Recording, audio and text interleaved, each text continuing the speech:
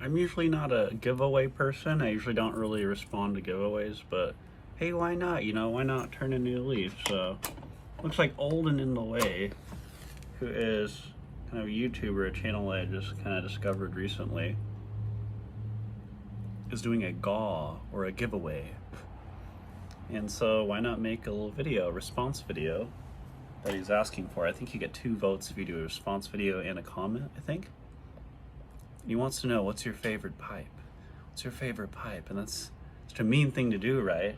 It's like telling one of your children that they're more special than the other children, something like that. So, it's already out, really. And so, brought a couple. For me, I think every time I start tinkering in some new way with pipes, I feel like that pipe is special because I tinkered with it in some way that I haven't tinkered with other ones, something like that. So this is really my first, this is my second estate pipe I ever bought. And it's from my little, bought it at my little brick and mortar that's in Spokane, Tobacco World. My favorite place, my candy shop, you know? And I really like it because it's kind of my first foray into these little saddle stems. So they're really thin stem, incredibly thin. It felt like a knife blade in my mouth when I first clenched it. I didn't expect that, you know. I was basically thinking, you know, I want to buy a kind of pipe that I don't have. You know, I had like cobs. I had this this like relatively long, which I really like. I probably should have brought it too. I don't know, but it's a had this other pipe that's like relatively long. It was it's like an Amphora Extra. So Amphora, you know, the tobacco company. I guess apparently they used to ship out like an extra pipe if you bought like a huge like bulk amount of tobacco or something like that. And I really like that pipe, even though it's kind of an extra pipe. It's from Holland. It's made in Holland. I don't know when it was made, like probably the 70s or something, I don't know. Well, this one, it's from Barclay Rex. And it says Barclay Rex, New York on the stamp. And I kind of looked it up. And it was really the first pipe I ever kind of looked up a little historical information about it, that kind of a thing. And I thought it was interesting to see that there's a pipe shop, you know, in New York called Barclay Rex. And apparently, I think, you know, at some point they probably got some Italian pipe maker in there. I forget exactly what his name is. But there's kind of, you know, there's info on there. And I saw that in the Pipedia. So it's kind of my whole, like, big foray into Pipedia. I'm looking into all this cool info with pipes. And it has a lot of straight grain, which is nice. I don't know if you can really see it.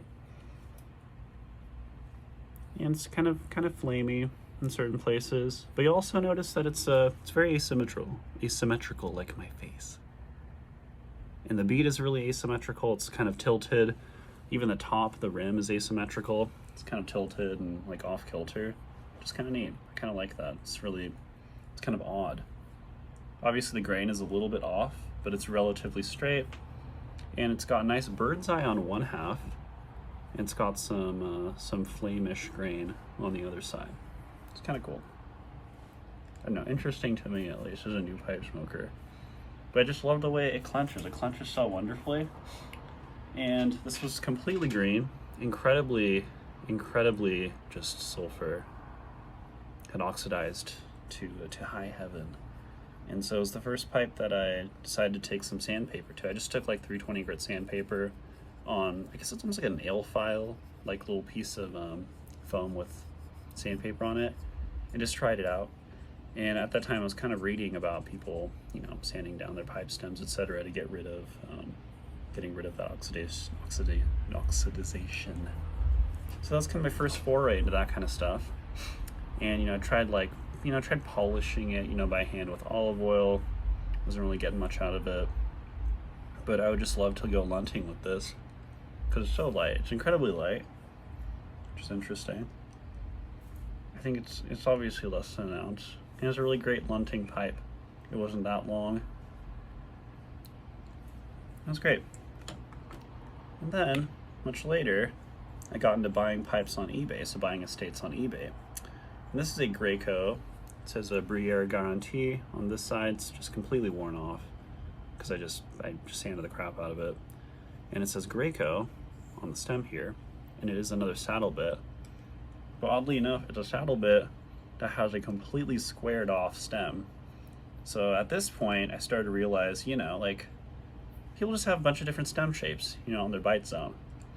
And I'm very, very bite zone oriented. I was thinking about bite zones and like where my teeth go, what bite zones make me feel comfortable. With this bite zone, there's almost no taper to the bite zone. So when I bite down, it doesn't slide my tooth all the way up to the button, like with these very tapered pipes. Think like a Savinelli 320KS. It's gonna have such a taper that it's just gonna slide your teeth right to the button. This one doesn't have any of that. So I can really just clench wherever I want, however I want. So it kind of offers a lot of freedom. It's got a huge button to it. I didn't do any cutting or modifying on this whatsoever. And how much did I pay for it? Like almost like $25 with tax, so like nothing pretty much. This guy was trying to get rid of it. And it looked really ugly from my perspective. It was just like a raw briar color, didn't really seem to be stained much at all. And this rustication is that pineapple rustication, as some people call it. And so this is the first pipe I tried using, I forget if it's pronounced Fibings or Phoebings, I don't really know. But it's the standard like leather dye that people use on pipes a lot. So I tried that on this and just completely took off the leather dye one time, tried to put it back on, etc. So I've done a lot of like editing with this, and even this rim used to have rustication on it. So I took off the rustication, and there's even like a very large kind of a pit or a, what do you call it, like a flaw, which I'm yet to fill.